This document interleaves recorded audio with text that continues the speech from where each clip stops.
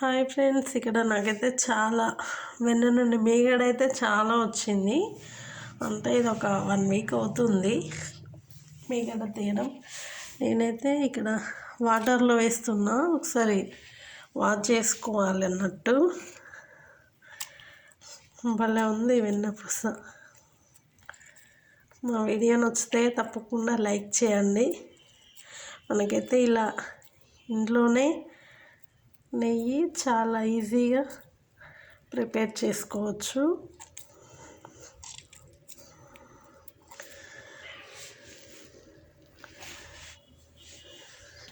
వాటర్లో ఇలా వేస్తే పైకైతే వస్తుంది. ఒకసారి ఇలా వాష్ చేసుకోవాలి.